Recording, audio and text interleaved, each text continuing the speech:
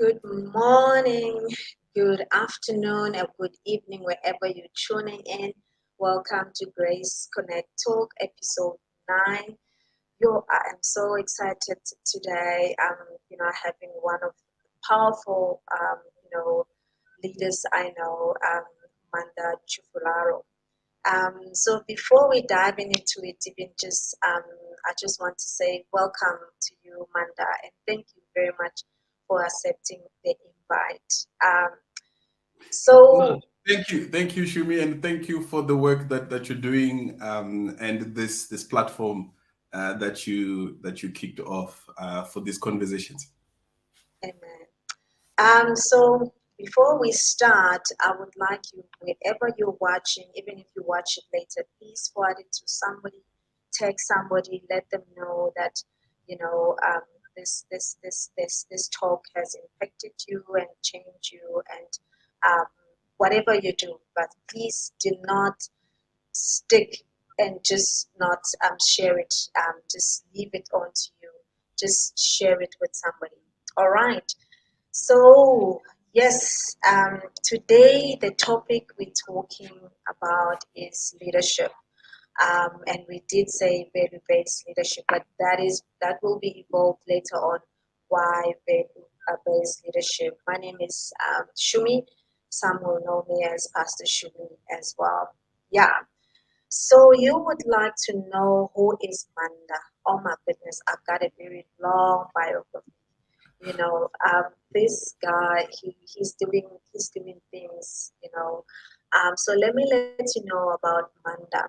So Manda is a CEO and a founder of Superlead Advisory. He is an author of Lead with Super Clarity, as well as a faculty member at the University of Pretoria's Gordon Institute of Business Science. He has an extensive experience in strategy and leadership consultancy, having worked for top firms such as Deloitte Consulting and McKinsey and Company. Manda has also held management and executive roles at companies such as MTN SA, Discovery Health, One Life Insurance, and Dial Direct. In addition to his accomplishment, Manda is a skilled facilitator, podcast host, and a summit moderator, as well as integral coach. Yes, Manda was named one of the Mail and Guardian top 200 young South Africans in 2019 and one of Junior Chamber International top 10 young person in South Africa. My goodness.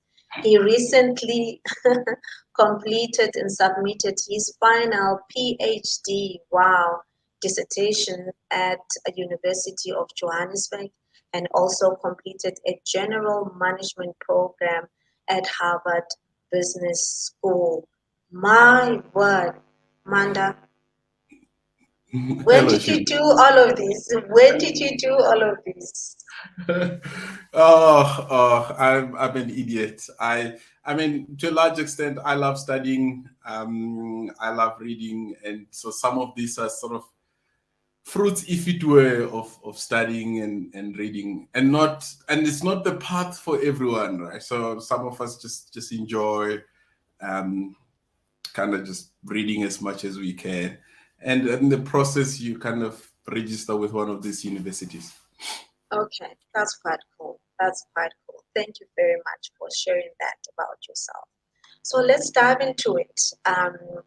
The whole reason why you were invited is that you're very big in coaching and leadership, and I mean the biography just says a lot about that. So leadership is, and if we can just look at the church setting, Yeah. somebody would be, yes, God has led you to be a pastor or lead a home cell or lead ushers, whatever.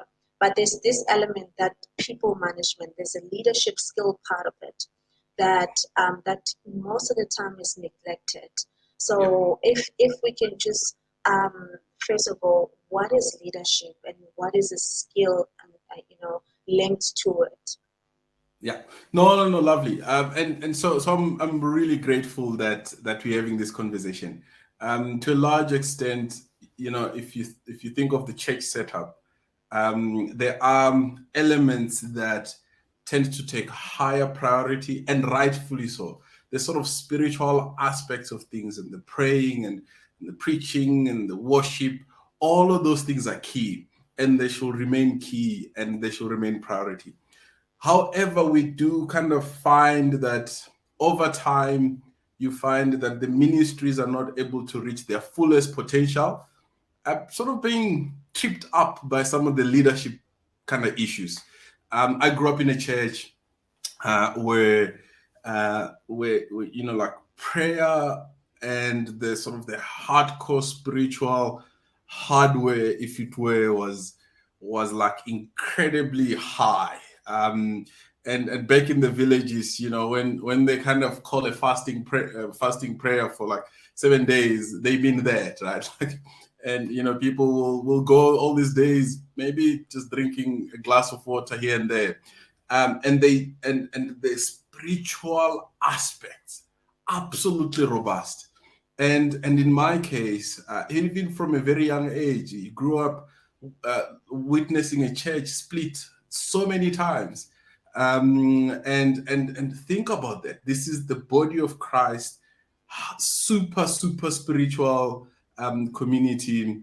A leadership issue, sort of comes up, trips up the leadership team, they split. In fact, in my village and the broader extended village, I think our church where I grew up might be accounting for majority of churches that are in the broader sort of villages.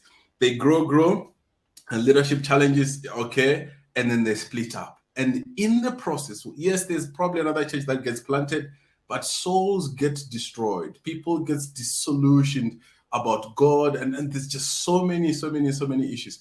And that was sort of my growing up. And if you just step back today and just think about where we are broadly, to an extent, and this is the biased view, to an extent, we're seeing churches, some closing, which is terrible, and some just stagnating and hardly ever making any impact in society to the level that a church is supposed to.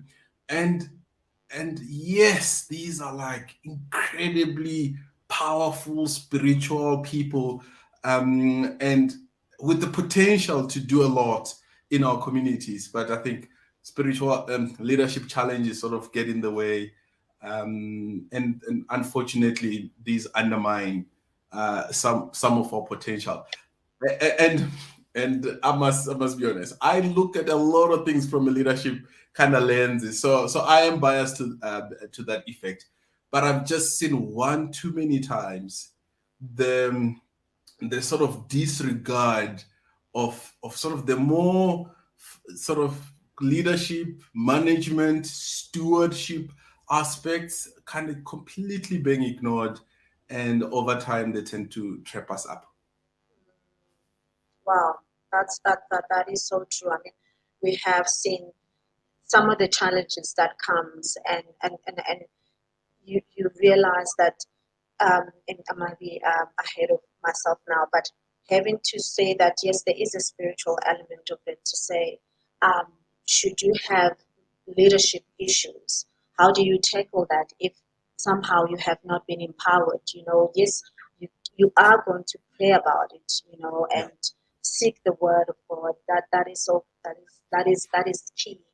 But there is the element of a skill.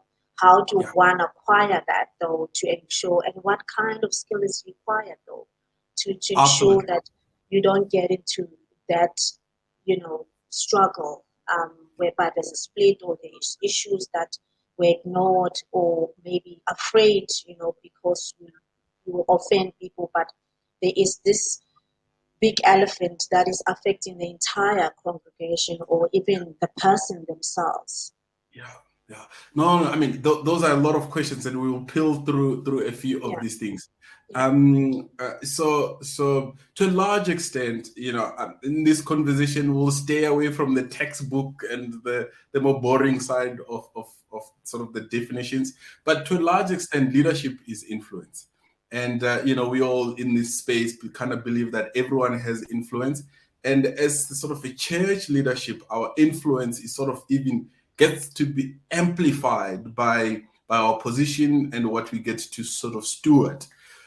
Then the first um, the first thing to sort of put on the table is just the recognition that taking care of the leadership aspects and the management thereof is important. And I think this is where, this is probably the beginning of all trouble, because, hey, can we kind of sit together and have a team meeting and debate and kind of structure and strategize and plan and review and doing all of these things.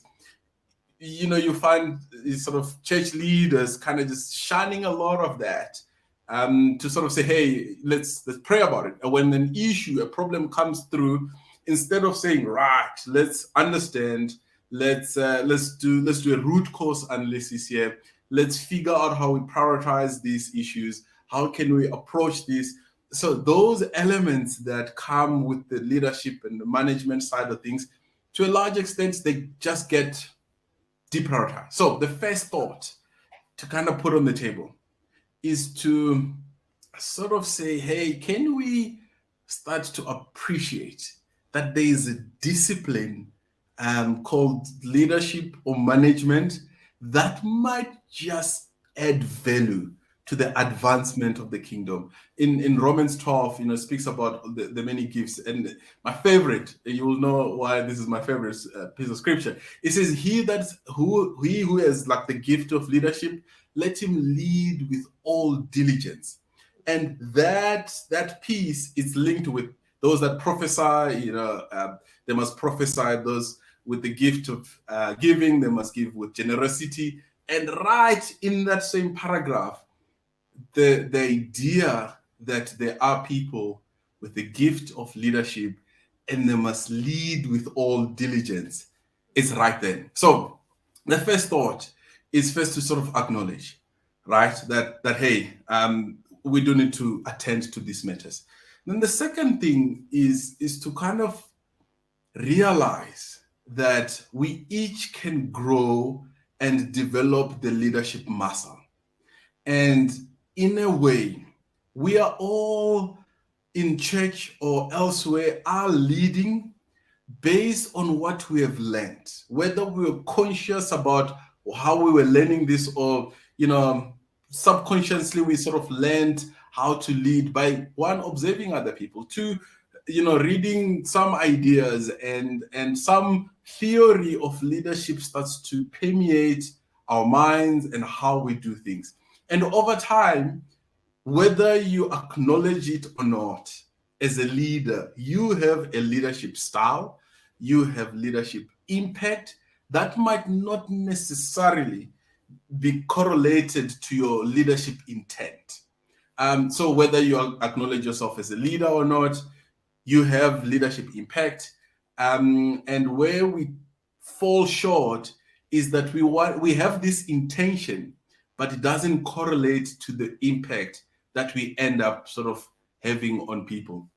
And when we sort of go through a leadership position and we have people that we've been entrusted to lead and shepherd and guide, and here's where we're going to land towards the end of the conversation, where we've been given the responsibility to serve a group of people. When we don't recognize the sort of the leadership implications of that, usually our intent and our impact gets to be different. And to a large extent, in most cases, the impact tends to be negative. And therefore, one, we want to be able to acknowledge that what we do and leadership is important. And number two, that we are already leading, and we are leading in a certain way, whether we cultivate that or not. And that way in which we are leading has impact in some way or the other. So we might as well own this part of us and deliberately decide, how do I want to lead, and how do I want to lead better? And it's not in most instances, it's not an either or, where, like, we have a problem, then it's either we pray about it or we kind of lead through it. It's a bit of an and oftentimes when you find a leader who's sort of not that self-aware, they tend to have this binary view of the world. It's either this or that, and they kind of tend to sit on the extremes. And therefore, if you say, "Hey, we are wanting to set up a leadership team," right, and put some structures and some governance and some ways in which we are going to work, and before we launch a conference, we're going to sit down, we're going to plan about it. It's not just we're going to only pray about it, and as the Spirit leads, everything must just kind of fall in play. And that's where a lot of trouble sometimes come through. Wow, that is so powerful. I mean, having to own up as a leader. Now you have been given this role, um, and being self-aware. Can we start from there? That how does a leader lead themselves, and how do they look at themselves before they even lead others? Because obviously, how they lead others, it will depend how they view leadership or how they view themselves. 100%. So to a large extent, the job of a leader starts with sort of being more aware of themselves and sort of managing themselves, if it were. And there's many components here. So one, as an individual, I want to kind of have a good sense of, what's my real purpose, if it were. And I wrote a book, Lead with Super Clarity. And one of our first idea is that you as an individual, you want to sort of work out your sense of purpose. You want to work out your sense of values. And these feel like these abstract concepts. But if we talk values for 2 seconds, values are these ideas that we hold dear, that sort of that drive how we make decisions, how we think about different things, our underlying belief about a whole range of aspects.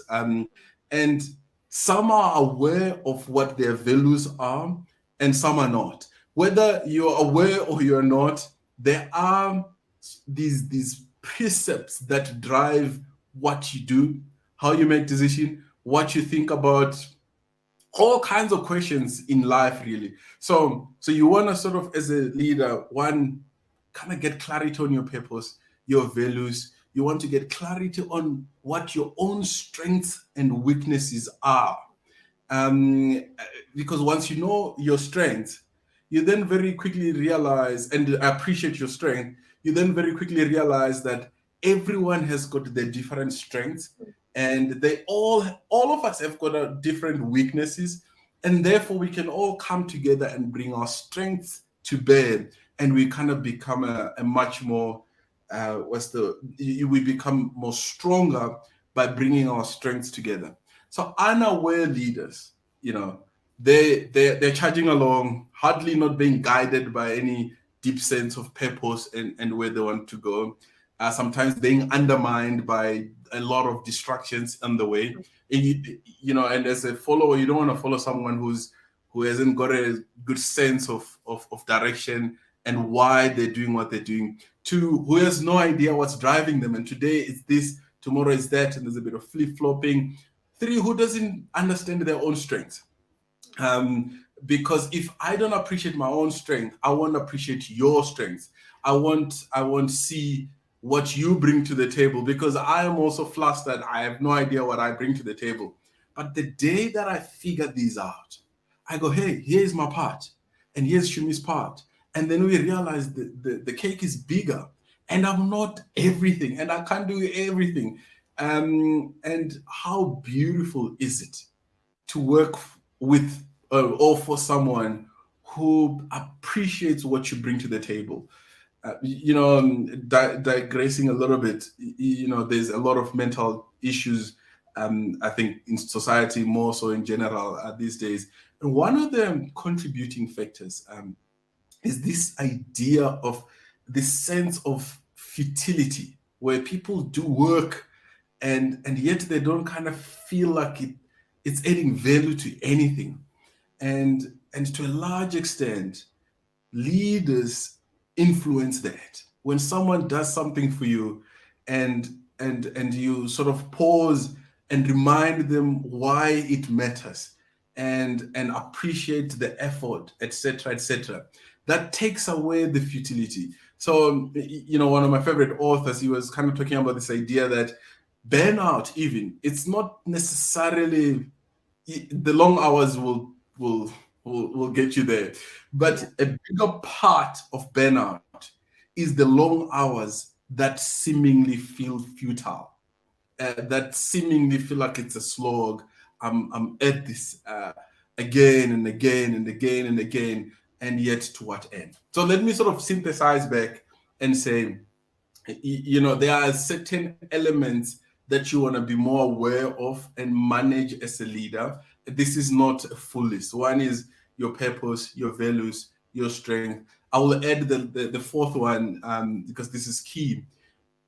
Everyone has some level of fears, right? There are fears that sometimes drive our decision, drive what we do, how we do things, how far we can go, risking it all for God, and how we hide away when things go a little bit off the rails. So you want, as a leader, to do this inventory of your own fears and to say, wait a second, what am I truly afraid of? Um, we were chatting we got on, before we recorded, that I quit my formal job and then started Super Lead 1 March 2020. And prior to this, is I kind of took 4 days and did a silence retreat. And some of you may have done this. If you haven't done, I can encourage you to do that. And there, no cell phones, nothing, no distractions. It's just you, and then you really examine a lot that goes on. And to a large extent, you tend to silence all the voices of fear and negativity and the many voices that go on. And to a very large extent, you are able, it's not the only way, but you can get to sense, a whisper from God. And that's why it's a whisper, and sometimes it gets crowded by the noise of fears. Anyway, so to kind of bring it home, I was in that time able to sort of think through some of my fears, and I was, and then I kind of went through inventorying all my main fears. To a large extent, I wasn't too afraid of, hey, what's going to happen financially.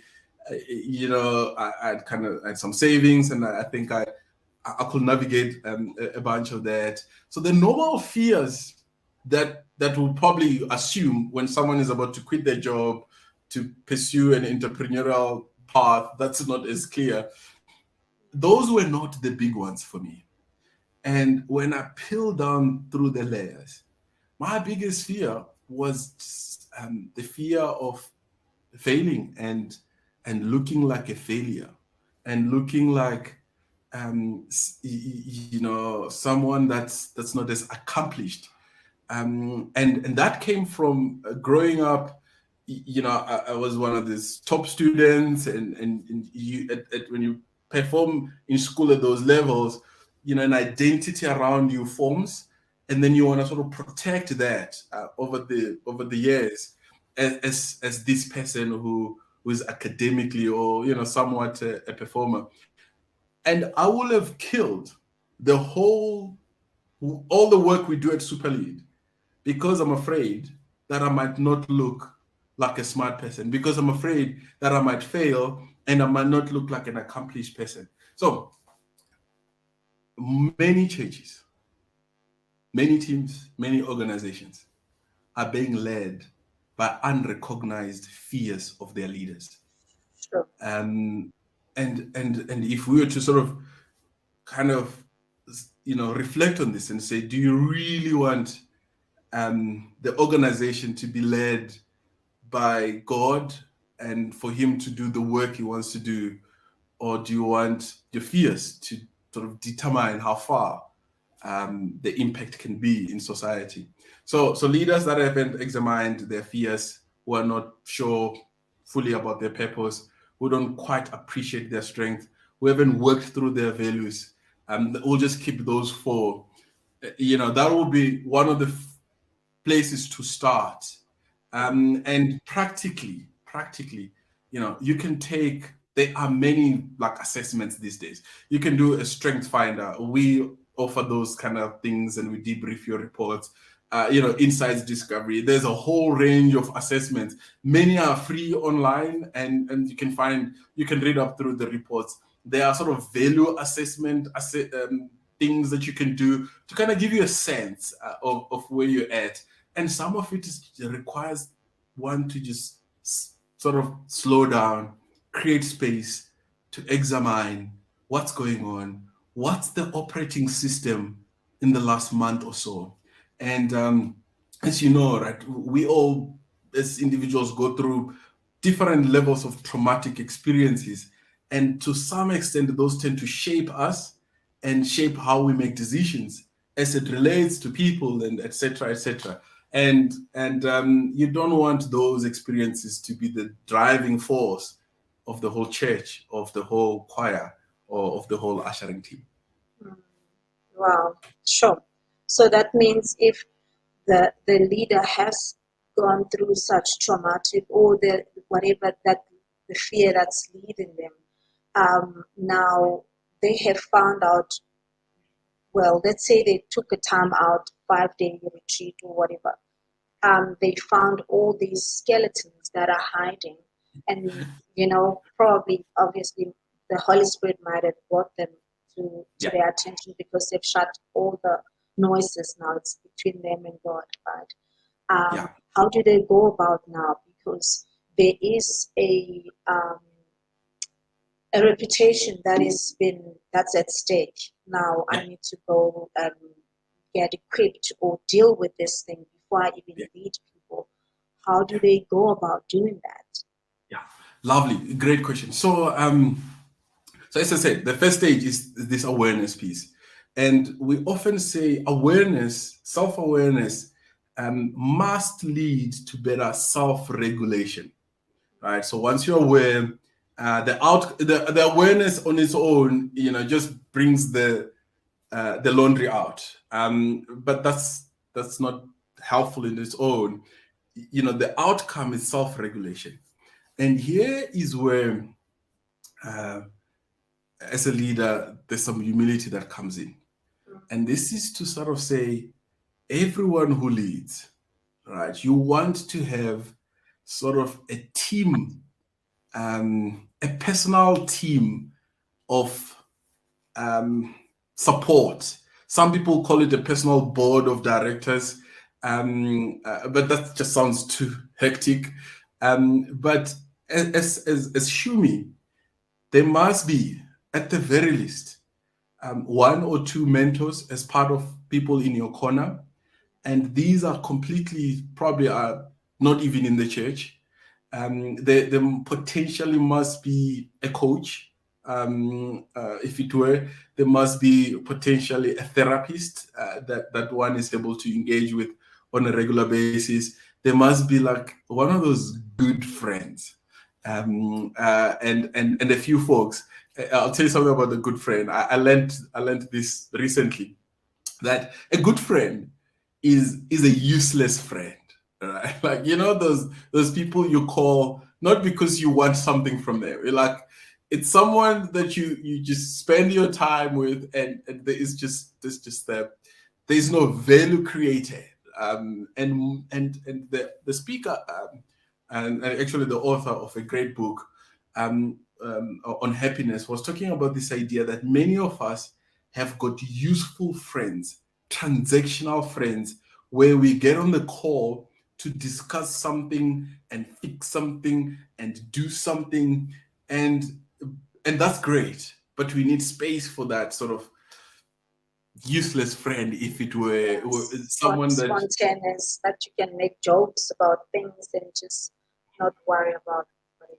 where you can be goofy Yeah. and not spiritual, where you can do all the things and say all the things that you'll never say in front of all of us. Anyway, so before I derail, I was kind of saying that one of the things you want to do is you want to set up, think of athletes, right? Almost every athlete have got their strength and they also have their weak areas. And almost every athlete that does well has a team, has got a physio, a dietitian, a coach, a mental person, etc., etc. And if you lead and if you take the leadership mantle seriously, especially in the church environment where the stakes are so high, this is souls, this is heaven or hell. This is it, right? This is not a medal. So if one appreciates that, then you want to set up this team and then you want to work through these issues with some of these people. That's one. Some of these are like external. The second piece is you also want to leverage your team. And by that I mean you want to say, guys, I just found out that I don't listen well. So if I start derailing, going on and on and on, somebody please shout, do something, throw something, give me feedback on the moment. One quick thing I'll give you as an example. Uh, so this second piece is about feedback and kind of getting your team to work with you on these issues because they already know, right? They already know that boss lady, she battles with, she's very defensive. They know already, and they're just waiting for you to realize that, for you to know and catch up with them.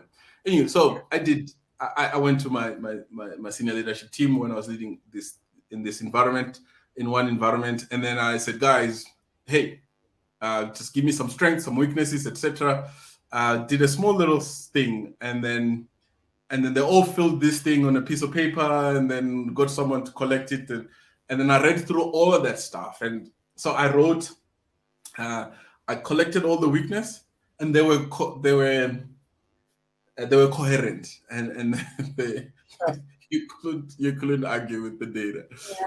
So I wrote an email to all of them, say, hey, thank you for the feedback. There was some great strengths that you acknowledged, which is 1 to 3.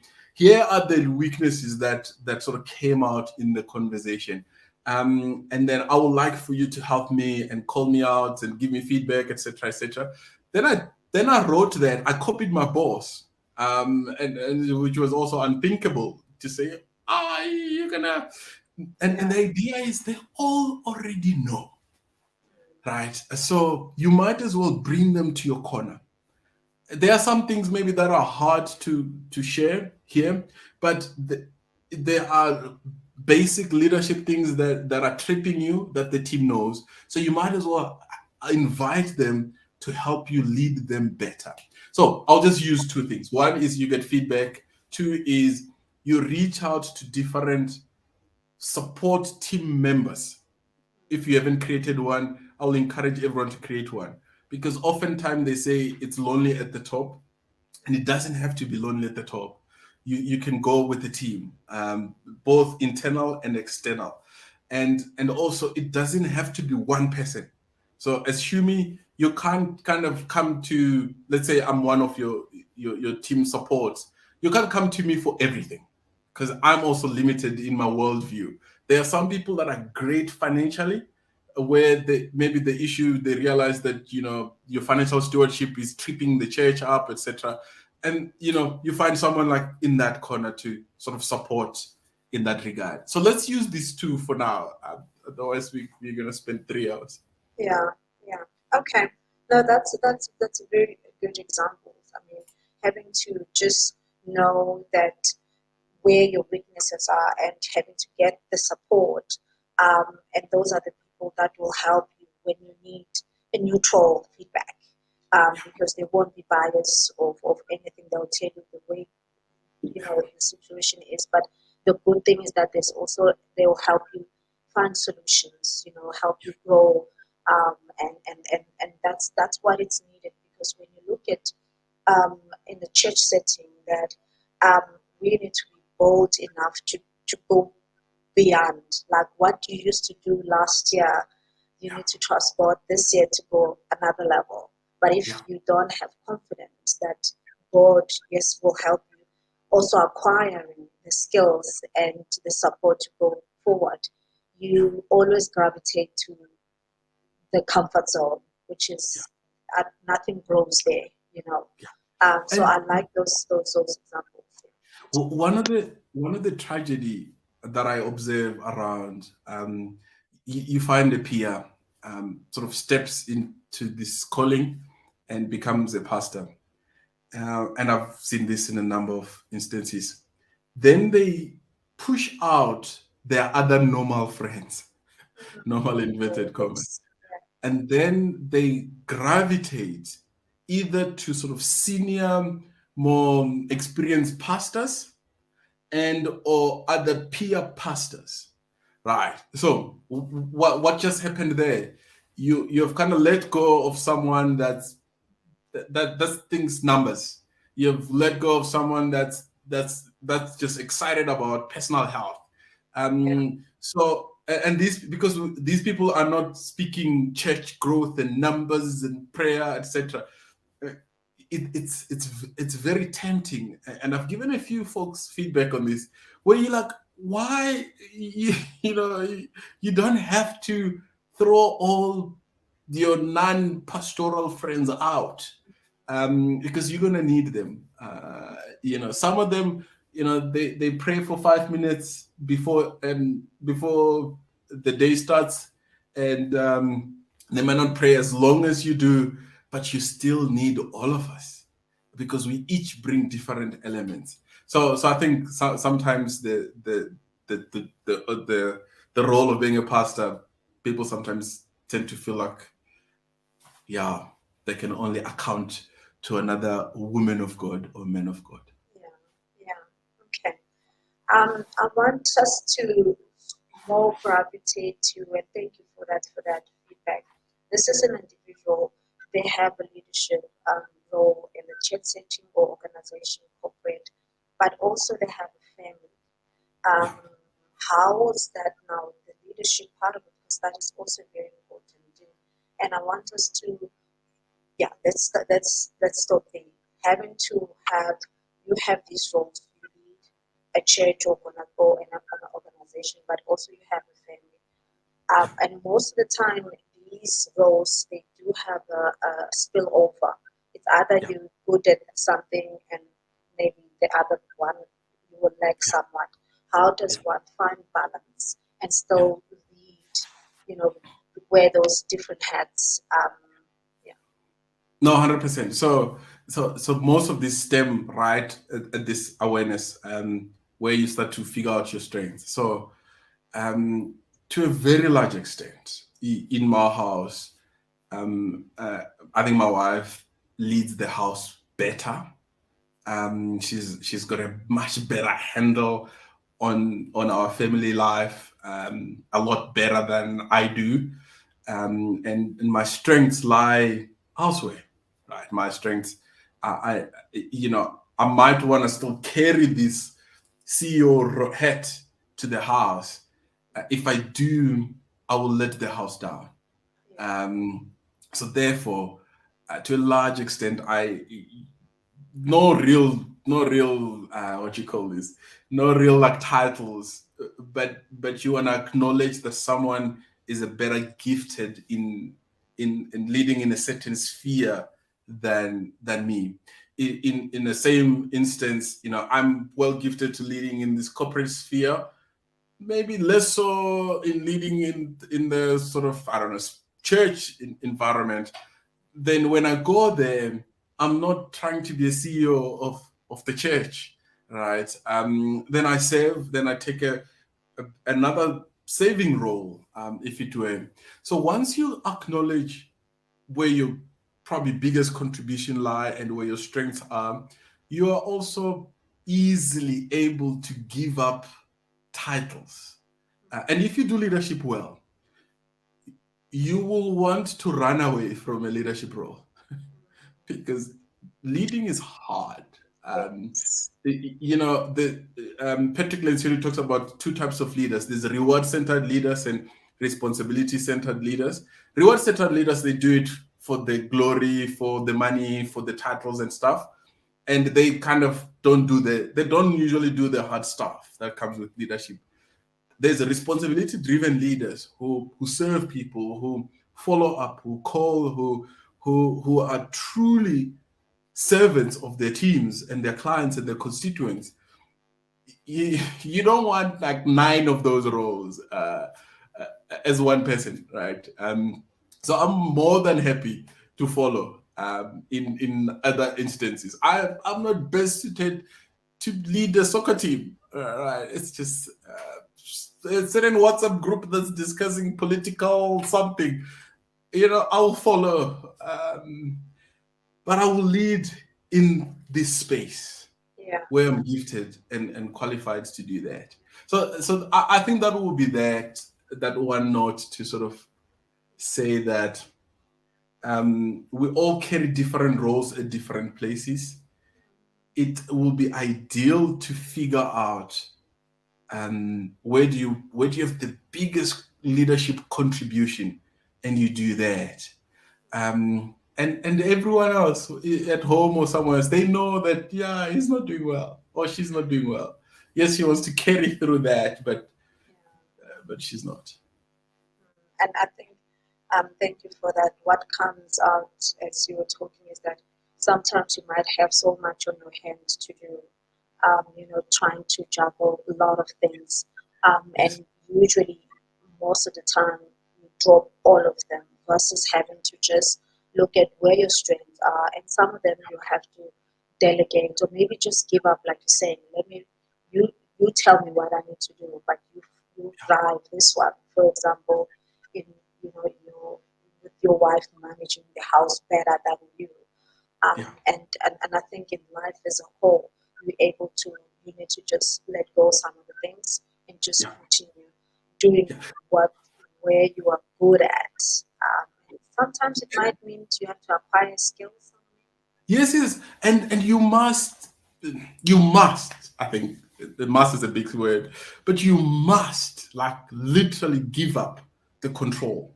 So I'll give you one uh, serious example, which is our helper here in the house has much better spatial intelligence than me, right? Like the room will be like a certain room will be messy and the kids' toys all over the place.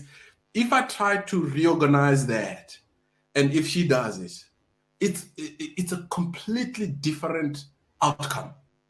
Yeah, Gifted in spatial intelligence, and I'm not. I can dissect strategies and do all of those things, but I am not as good as her.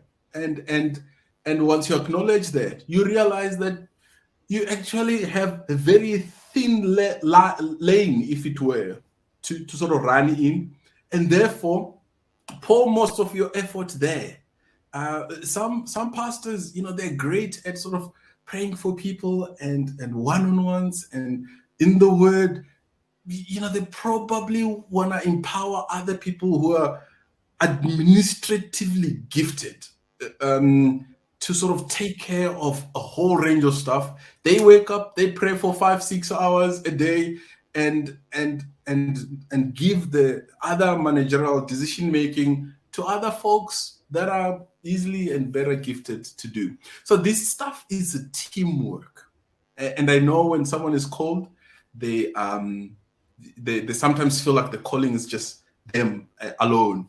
And the quicker we can bring a team that's got diverse skills The senior leadership team doesn't all have to pray 5 hours a day, right? There could be a guy who prays 10 minutes a day, but he's great technologically, or she's great in a specific area.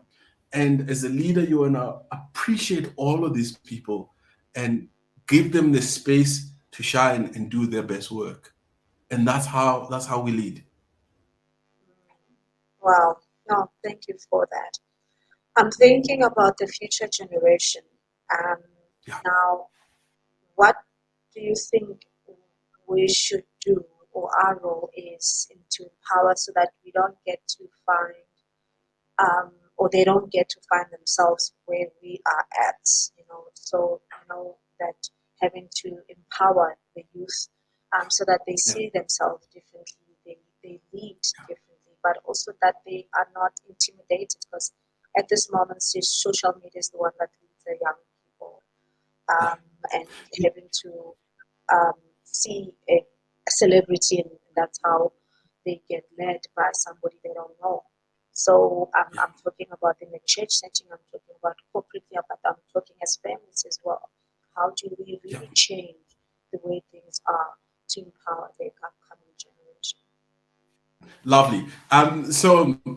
So great question. So, in the past, we grew up to a large extent in this command and control environment, and more, we are moving to sort of this purpose-driven, values kind of led sort of leadership approaches, where where we influencing people based on shared values and kind of the impact of the work, and it's no longer do this, do that, do the other.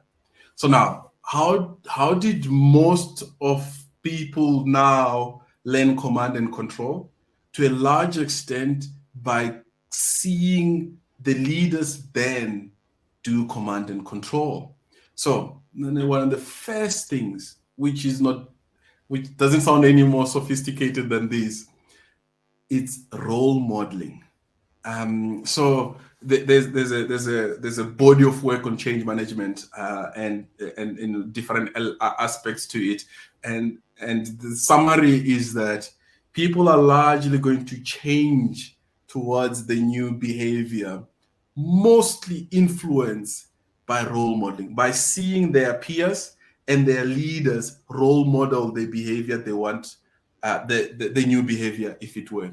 So one of our first tasks towards the younger generation, one is sort of embody this approach around being purpose driven, leading from a set of values, being vulnerable, humble, bringing the whole team, appreciating the diversity of skills and everything, all the beautiful aspects of leadership.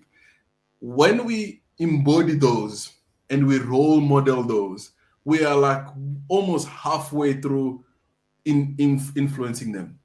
Then the second thing is, the story about tell me and I will forget, but involve me, but I'll remember for a long time. So to truly bring these sort of skills, we can't shout at them to say you must be humble, you must be a team player. We must involve them, and give them leadership roles at a super young age. And here's the trap: because some of us started being managers at a certain age, there's a thing in our back of minds that says, yeah, but you can't be a manager yet at that age, right? And unreflected leaders, they can fall into ageism and discriminate younger people from that perspective. Give them roles, and then kind of be with them, and so they make a decision and they do something, it doesn't work, then you reflect with them. So generally people don't learn from their mistakes, but they learn from their reflected mistakes. So some mistakes people do, and then the response is harsh and brutal, then they hide away, and then they don't quite learn what they should learn from there. But to really facilitate growth, You want you want you want the younger people to lead stuff like big projects that are relevant, projects that matter, projects that are visible to senior leaders. And then something goes wrong, and then you say, tell me, what did you learn? And then something goes right. Tell me, what did you learn? Why did you make that decision? And then they say, hey, I did this for this reason. Why did you scream? Why did you do that? And then what you're doing is you're exposing their values, what's driving their leadership decision actions and sort of engagement with their teams, if it were. And then you start engaging at those values conversation. Do you think it's a good thing for you to hold all the work and kind of hold all the glory? Don't you think it's like a team sport? And you bring those, it's reflected, it's sort of question and answers. But the one last thing you want to do is to scream, this is how you must lead. And on the other hand, we don't role model the same thing. We go lead differently. In many organizations, there is for instance, in a church, people do things not out of like shared values, but out of PSS, which is the pastor said so, right? Like, why are you no, the pastor said so. And if you lead in an environment, watch out for the PSS, or in your case will be SSS. Shumi said so, right? That means the values aren't clear. You want your team to say, hey, we're going to show up early. Why? Because we value people's times, right? Even though you said that, the way they internalize it is they internalize the value of respecting people's times. Hey, we're going to do this. We're going to welcome everyone, and we're going to be at the door. We're going to be at the gate. Why? Not because Shumi said so, but because we have a value of welcoming everyone. And if that's the value, right? So it can be, you can't make up these things. So that's why you want to kind of lead in a value-based way rather than a command and control. And especially at church and in a volunteer environment. So values, as I said, values drive what we do, right? And how we make decisions. In most cases, subconscious. We're not aware that now I'm upset and I'm leaving because a value was violated. So in the church environment, people might come in being attracted perhaps by the sermon, or attracted initially, whatever the reason they were attracted. But they will leave because there was a value clash in one way or the other. And most of these value clashes are happening below the layer. And when the leaders are not aware of what the values of the organizations are, and they're not sort of driving these, they're not bringing them up as a way of leading and making decisions, etc., you run into so many trouble, and you have no idea what's going on. But all of these things are happening below the surface. And what exactly is value-based leadership? Sorry? What exactly is value-based leadership now? So in a more sort of academic way, the sort of HRM sort of space kind of calls value-based leadership as sort of this both leadership style and philosophy that builds shared beliefs and assumption of the leader and the team. There's some common set of values that's shared, and as such, the team sort of make these decisions in an aligned manner. And to a large extent, you're driving the organization to a certain direction, based on some guardrails, some broad, what you call this thing, some broad philosophy, if it were. Let me give you one easy example to kind of bring this to bear, and then hopefully I hope we haven't gone over time. But I remember I was a young leader in this organization, and for some reason, I got convinced to bring up morale. We're going to take the team out and we're going to have some team event. So somehow we decided we're going to go to this expensive restaurant, top-end restaurant, a team of 100 and probably, I think, 150 people. I don't know how I got to that arrangement. So I went to my boss and said, "Hey, this is what we want to do. I'll need additional budget, etc., etc." So he's kind of says, "All right." So Manda, he says, one of our values as the company is this value of ownership, which is we run the company as if it's our own. And more so, we make decisions as if we're spending our own money. So that's the value, right? So, yeah, sure, I'm with you. So he kind of says, so if this was your own money, would you take a group of 150 people and go to a super expensive restaurant for you to build team morale? So I go, yeah, I don't think I will do that. I think there will be other more financially better ways to do that. So yeah, so I'd like you to reflect on that in relation to this decision to wanting to take this team to that restaurant. Yeah. So needless to say that we scrapped the plans, we kind of came up with something that was within financial budget and etc. etc. Here's how other leaders would have done it. Would have said no budget, too expensive, don't like it, right? They will have declined or not approved the plan. But I will not have learned anything. All I will have learned is that Shumi is difficult. Yeah, Shumi, one day she whatever. But I was the one to decline my own event based on a set of values that we as a company share. And going forward from there onward, I was making decisions that were aligned to the company as a whole. Because we share this idea of ownership. We lead, whether you're a frontline manager, whether you're approving a claim or you're doing this thing, would you make the same call as if this was your money? So my boss didn't have to be like micromanaging, overlooking every decision I made. He just needed to make sure that the value of ownership was heightened enough for me to constantly lead along those lines. So now when you lead at a church, right, and in a volunteer-based environment, you can't sustain Shumi said so or pastor said so, because one of these days you will run into a value conflict. You want to kind of say, hey, here's how we do what we do. And people understand you better when you kind of make decisions based on stated values.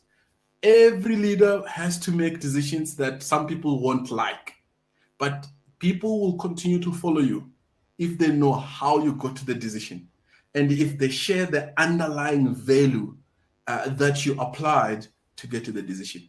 And that's sort of value-based leadership rather than this is it, command and control. And the church, we kind of feel the need to emphasize the importance of something by kind of saying, yeah, this is what the Lord said. Sometimes the Lord didn't quite say that.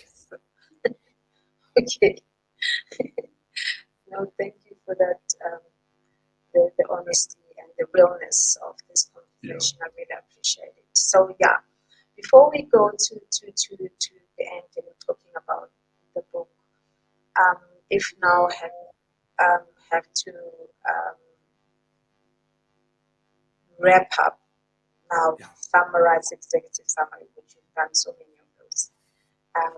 What would you say to, and I want this when you answer it, talk to whether it's an individual who's older or middle aged, teenager especially, on the takeouts from this conversation, as a guide, as an advice. 100%. So I'll say that you have influence, and your influence matters. And you want to start to steward your influence to make a positive impact in the lives of others. And that involves a number of things. One is sort of being more aware of who you are at a deeper level. what drives your decisions, what's key to you, what matters most. Why do you do what you do? What are your greatest gifts and strengths and talent?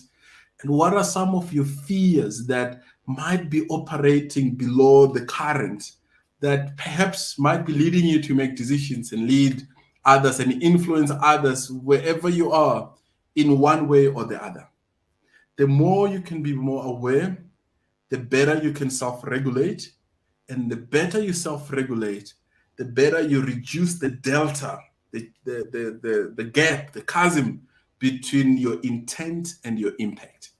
Because believe it or not, you might wake up with an intent.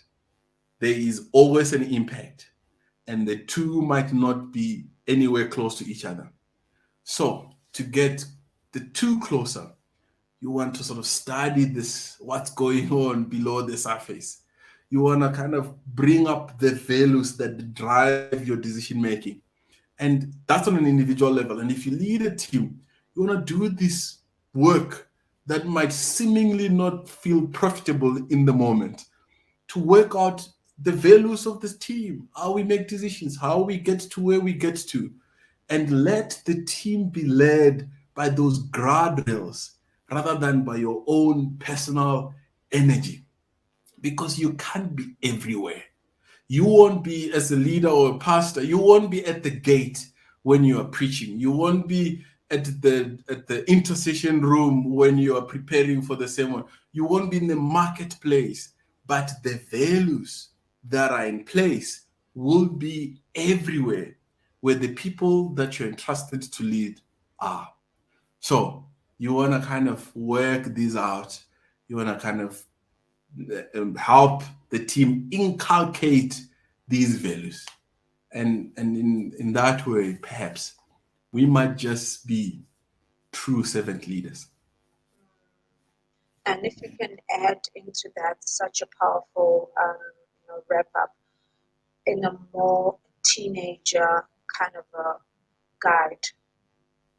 So in a teenager kind of conversation, this season is generally an exciting one in a number of ways. There is a lot that influences you as an individual, a lot changing internally, and a lot of voices from friends, from leaders around, from celebrities abroad, social media, etc., etc. And in this phase, it's easy to get lost in the noise and not know who you are. And my encouragement is to not lose yourself in all of this, and to kind of find some time to every now and again pull out and kind of go, who is me? What matters most to me? Where am I? Whose am I? What are my core values? And establish those and let those guide your next decision. Because a lot of decisions at this time, they become very, very, very crucial. This season is a cornerstone of a lot that happens post, right? Many teenagers are in school. How you sort of finish school sometimes determines, where you study and what you study, and then what you study, you influences the rest of a lot of other things. Some people in this space might be entrepreneurially inclined, and therefore how you kind of nurture that entrepreneurial gifting around this age might be huge and significant. Some people's calling, starts in this age, and therefore it's important to sort of dig in and kind of do some of these internal assessments. And it's a lot easier these days with technology, with assessments, with there's just a whole range of. There is no excuse, in my view, why someone walks around not being self-aware, whether it's a teenager or it's an elderly person. There is enough resources to give you some edge, some inclination to understand who you are and potentially how you do things and how you sort of are hardwired. I like that. I like that so much. And I think having to be a parent to know that you're bringing about leaders as well, nurture that, give them leadership roles, like you were saying, whether they're younger or older, or even at church setting or corporate, just give people responsibilities because that's how they actually learn. And talking about that, I know, and I don't know if I should mention this, but Manda was one of the people that saw me as a prayer person coming to prayer every day or every Sunday before the service started. He just gave me a role to say, "You lead the prayer today," and it was like, what introverted me, and little did we know, because from there onwards, it gave me some kind of I wouldn't say comfort, but that I have it within me, even in my kind of a personality, and the rest is history. And that's another conversation for another day. So he is one of those that will spot somebody, push you. Yes, I was uncomfortable to do it, but somehow, when somebody said, "No, you did well," he gave me even feedback. "Oh, you did well, well done. Maybe try this instead of this. Yeah, yeah, don't go long on this. So he just voluntarily just became my coach during that time. He doesn't even remember. I know that. But he played a role in just pushing me to my direction, allowed the Lord to use him as well. So I'm forever grateful. Anyway, enough about that. Let's talk about the book, Manda. I have a book here. I think I have a page. Where is it? Is it this one? This is Yeah. the book. Let's talk about it. Yeah, yeah, very briefly. So, some people who know me, they know that I interview a whole range of people similar to you around sort of personal growth, leadership, achievement, etc. And in my many engagements, I think I've found that these people who tend to do well, make a positive impact in this wherever they are, they seem to have this what I call the super clarity, and there's a coherence in how they go about doing what they do, and this clarity helps them step out and do things that other people sit and go, but why? Sure. So then I, and also with the whole range of reading and everything else, I sort of synthesize what I was seeing and what I'm learning, and I continue to learn around this idea that you can lead yourself with a level of clarity that can give you the edge. And we've got a framework in the book that sort of shows this super clarity framework that starts with intent, and how you sort of communicate and you come across, how you structure everything to kind of be reinforcing of that one big idea, if it were. Many people profess that, or they want to achieve that. They've got this intent, but what they say is over there and what they do is over there. And you have super clarity if there's perfect, somewhat of an alignment between your purpose, your why, and what you say, and how and what you do sort of aligns and comes together, both for you individually, two, for you and your team, and three, if you lead an organization, for you holistically as an organization. We got stories and examples on how this happens. And to sum it up, I am a believer that clarity is your superpower.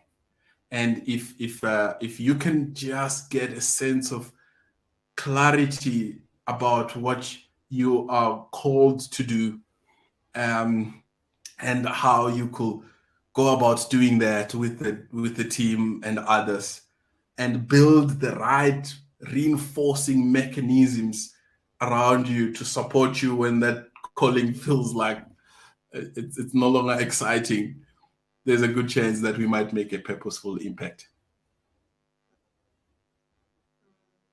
Wow, that is so powerful. And then, Manda, this book is for who? So this book is for everyone. To a large extent, those So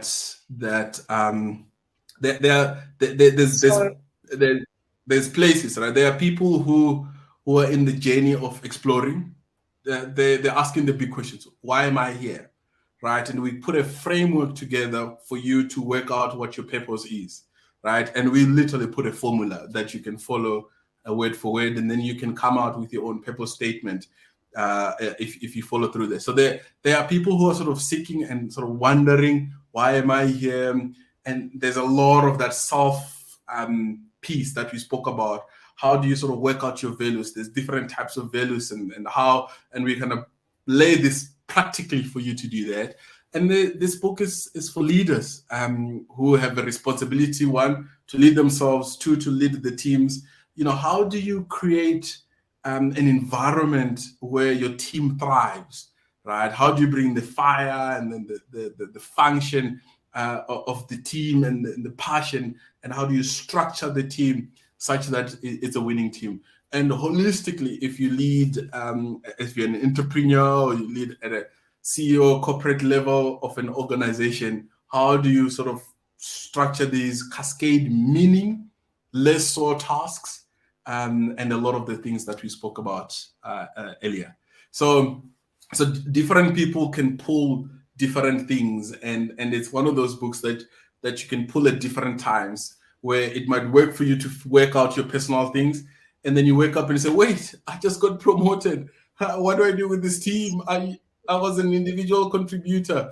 And then we kind of lay out the practical ways in which you can lead the team. And look, I'm starting a business. How can I think through some of this stuff?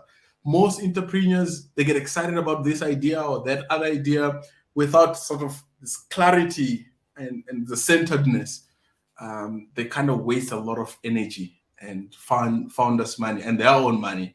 And so we kind of talk through some of those elements. Oh, okay, sure. So it means even if somebody is a CEO or manager, they can get the book even for their staff, because it's got different. It touches the personal, the self, the new in business or new in leadership, or Yeah. as a CEO, you know, giving you clarity on how to go to another level, so to Yeah. speak. Yeah, and what we're finding is a lot of corporates in South Africa, they're buying these in bulk for their teams, and they're working through some of these things. We are actually kicking off a Lead with Super Clarity program with one of the leading banks, probably the largest bank, financial services in the country. So we got like this program with them where we're taking just a number of the executives through this. So we're finding that as people are sort of tend to do that. And the reason why I kind of say almost this book is largely for almost everyone, uh, also acknowledging that it's also written in English, so it probably not necessarily for everyone because there might be a Oh, language barrier. oh yes. But to a large extent, because I'm a firm believer that leadership is influence and everyone has influence. So we didn't kind of sort of slice it and say this book is for these managers. We were kind of trying to say, yeah, wherever you are, you might not have a team, but you do influence someone. You might influence your brother or your sister or your mom or your aunt, and your influence matters. So why not proactively do something about it? Oh, that's powerful. And how do one get the book, Manda? Would I mean,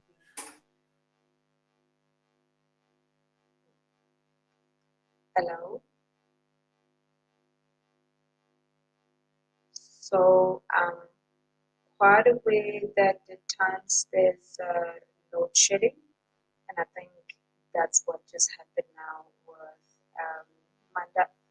That is the kind of um, things we deal with on a daily basis. Load shedding is one of the things that it's possibly it does lead with super clarity. some of the leaders, but we continue praying for them and hoping that one day there will be that influence that will change. So having these kind of conversations and you know we deal with with such. So I'm just waiting to see if he's going to join me back. Otherwise, the talk was very powerful. I mean, there's a lot to take out in terms of who are you as a person, and each and every one of us have a role to play. We influence somebody, we influence our siblings, our friends, a place of work, a church setting, so there is a role that you play as an individual. So before you could lead other people, what do you need to find out who you are as a person. What do you what are your talents? What are you gifted at? And how you can um, influence others. You need to be confident enough to know that you have a purpose. I mean, you have a role to play. You don't have to have a management role to make a difference in other people's lives. And what I've learned in my journey is that as you find your strength and tap into what God has said, the gift He has given you, He's able to give you, a know-how. Whether you study, yes, He's able to empower you, and also having to read, like this book, the Super Clarity it's one of those books that you can get to for yourself, helping you to increase your skill so that you go to another level. Some of us, you have to lead evangelism as a pastor, as any other position you are gifted, but also in corporate as well. You need to be able to know how to lead, but you having to overcome those fears. That and the voices. Story of David and Goliath. Goliath was being feared by a lot of people, but having to have confidence in some of the stuff, the challenges you have overcome in life, that God was with you then, He will be with you now. And maybe what you're dealing with now, it might need more people. You might need to consult your pastor or your elder at church or your whoever that you can confide into to say, I need help. I don't know how to navigate this. Whether you have a mentor or coach, that will also help you so much. So yeah, it seems like Manda is not joining in, but I would like to thank him in absentia very much for being part of this talk, and the insight and the wealth of knowledge that he has brought that will unleash somebody's potential, that will give somebody some boost to say, I can do it as well, and it starts with me. I need to be aware what are my strengths and what are my weaknesses and what are my values, so that whoever the team that you're leading, they need to be aligned to those values, because you always need to refer to the values that, whether it's a church, whether it's a corporate, what are those values that you have. Thank you very much for tuning in. Please forward this to somebody that might get, an insight and get help as well and be empowered with them. Thank you for joining us and tune in again. Thank you very much. Manda, in us absentia, thank you very much for joining us once again. Thank you. Bye.